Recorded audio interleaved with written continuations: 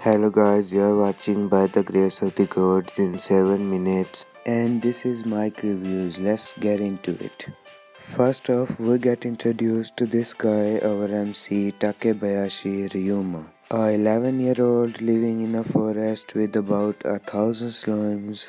But one day he comes across these people. As one of them is really hurt, he decides to help them, and we get to know their names: Reinhardt, Jamil, a noble, Camille, Hughes, Zeph, and Jill, his bodyguards. Ryuma told them that he lived with his grandparents and he lived here even after they died, and as they leave, we get to know Ryuma's real story. He was a Japanese salaryman who had a rough life and died from sneezing and met gods, and got sent to another world where he made his first slime contract and started living in a 8-year-old body. And a few days later, Reinhardt comes back with his wife Eliza Jamil, father Reinbach Jamil, and daughter Aliaria Jamil, and their butler Sabas and some other people I can't be bothered naming. He helps Aliaria get her first familiar, and they offer Yuma to join them on their journey to the next town, so he does. He helps them clear a landslide and they make it in town. He goes to a church to get his status board, and if the name didn't give it away, a status board shows your status. He talks to the gods. They talk about some meaningless stuff like history. Then he goes to the Tamers Guild and gets the lowest rank, cause he has the lowest rank familiars. Then he decides to go to the Adventurers Guild to take a test and does some archery and attacks the administrator of the test, who also happens to be the guild master Worgen, and gets a G rank. He takes his first job, which is a cleaning job, and the job request is from a cat girl. What are you trying to say? Furries are dirty? Oh, it appears there was a dump next door, and because of unstable ground, everything started pouring in. So Ryuma cleans it by using his slimes. He gets a job from the guild to clean the communal toilets. There are 30 of them, so he gets to work. He realizes that there is miasma in there, which is very dangerous, so he reports it to the guild, which sends some adventurers to keep people away. Let's run through their names real fast: Jeff Grants, Asagi, Lepin, Velena, Mizelia, Celia, and lastly the dirty furry Mia. He finishes the job and goes back home in the morning, and we get some backstory. Real sad stuff. Eliaria makes Ryuma some breakfast to make him help her with magic training. Come on, it's harder to fail at cooking ham and eggs than it is to make it right. Man spitting straight facts, so he teaches some and learns some as well. Then the Jamil family and Ryuma go to the mines. To check their situation, they encounter some monsters. Aliaria gives Ryuma a metal slime. They take him to a merchant named Serge Morgan to sell his goods. They place a request for the monsters in the mine. Ryuma and his team go together. Already know their names, so no introduction needed.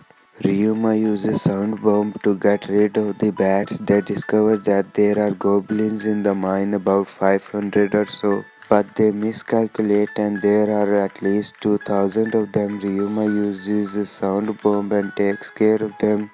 He shows them the cleaner limes.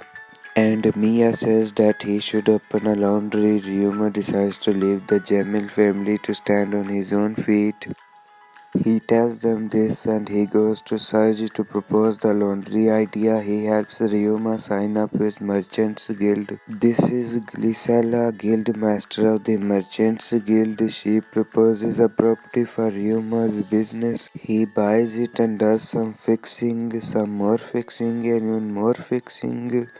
Even more fixing and even more fixing, and now it is done.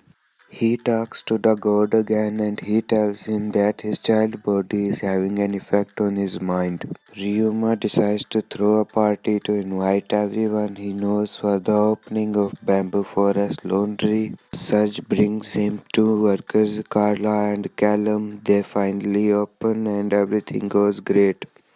But he goes to Merchants Guild to ask for more workers because he could not give them any breaks because of the amount of work, and he has Vietnam flashbacks. Ryuma hires two new workers on the third day, Li Ling and Fei, two Chinese assassins, because everyone else walked out. And I mean everyone else, so he didn't have a choice but to hire them other than anyone else. He heals Fei's leg, and she is way too happy to see a bed. Ryuma hires three more workers and one chef named Maria, Fina, Jane, and Chef Selma. Serge wants more waterproof clothes for the grill frog outbreak, among the other things. So Ryuma goes to the mines to make the waterproof cloth, and Aliaria accompanies him as she wants to practice violin in peace to make a contract with the lemur birds during the grill frog outbreak. And as everything is going great in the shop, Ryuma goes and practices and buys a bloody shrine from these guys.